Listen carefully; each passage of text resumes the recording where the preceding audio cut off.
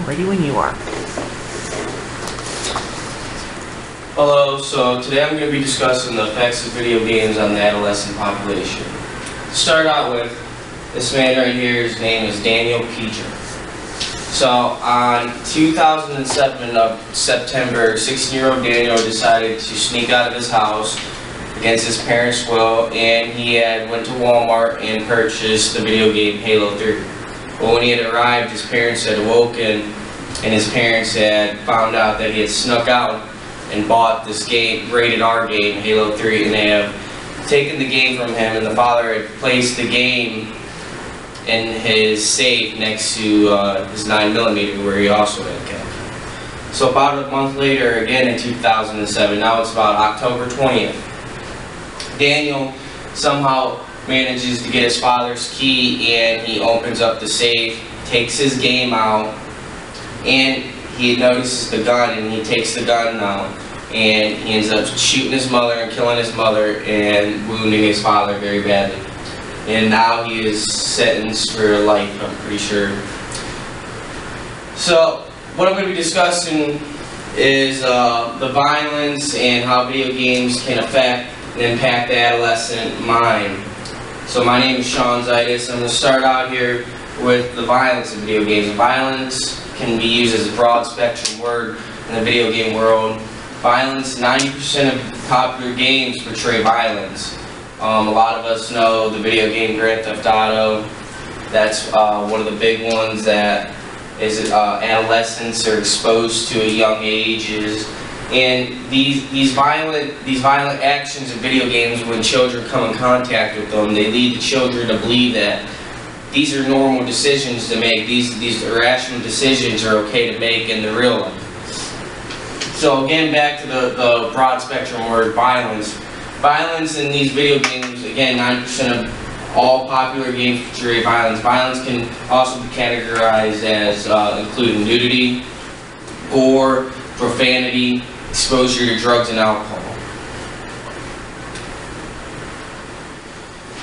Alright, some statistics here. In the last 20 years, psychologists and sociologists have teamed up to work together to do a longitudinal study on adolescents population of America.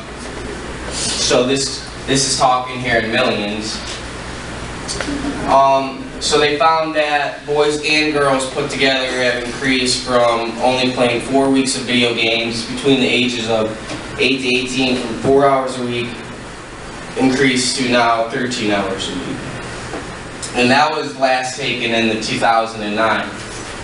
So it's still increasing, and my opinion on this is the advancement in technology, which is leading children to enjoy, video games more.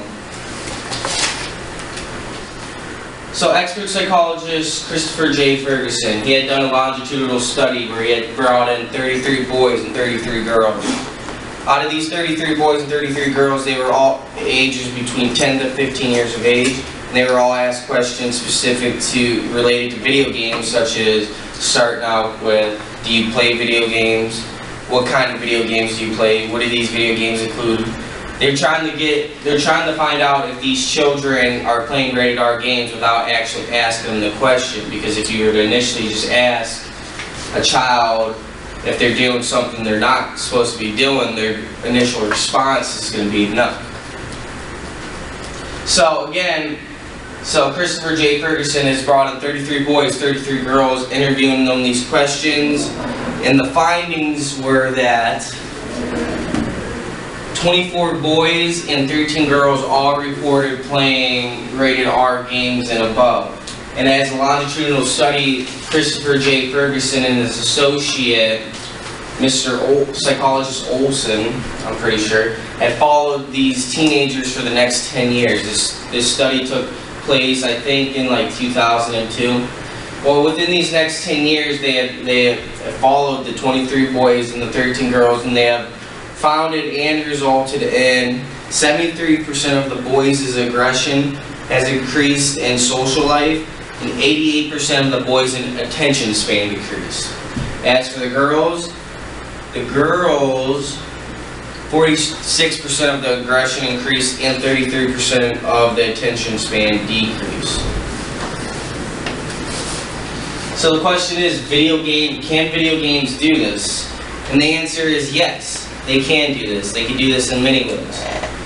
Again, as I was speaking to you earlier, exposure to these games at such a young age where the mind is still developing will lead the child to believe that these are normal decisions to make, these are okay to do in life, and there will be no punishments. So how this works is cognitive development. So as a child's age, and if any of you take psychology, I'm sure you know cognitive development is it's how the mind processes and stores memory and uses memory to project in life. So as the mind's growing, again back to as I was saying, they think this behavior is acceptable because they are exposed to it before they are to be exposed to the right way to do something. So video games they can be addictive. They can be just as addictive as a drug. So a lot of teenagers, when they play video games, they use it as a sense of stress relief or a sense of being to get away from something. Well, what this does is this releases the neurotransmitter dopamine in the mind. What dopamine does is it gives the human body a pleasurable feeling, a feeling of happiness, of euphoria. And what this does is it just puts the child in a state of mind as simple as just saying being happy. So when the child is exposed to this, they'll start to develop a psychological addiction to where they'll start putting video games in front of their schoolwork and in front of their hygiene. They'll loss of physical activity. They'll lose track of time just to achieve this feeling, and it becomes an addiction. So some things parents need to know, because this is the biggest thing. So parents need to know before they purchase the game to prevent what I just spoke to you guys about, is to look at simple as in the corner of the video games there will be a rating for each video game. There's C for childhood, E for everyone, T for teen, and for mature. Another thing to do is the parent needs to take in consideration their child's age with the rating. How mature is the child? And simple as just going online and just reviewing the game on just typing in the game on Google and just looking at what content will be presented in the game. So my name's Sean Zaitis, and that's my presentation. Any questions for Sean? Okay, thank you.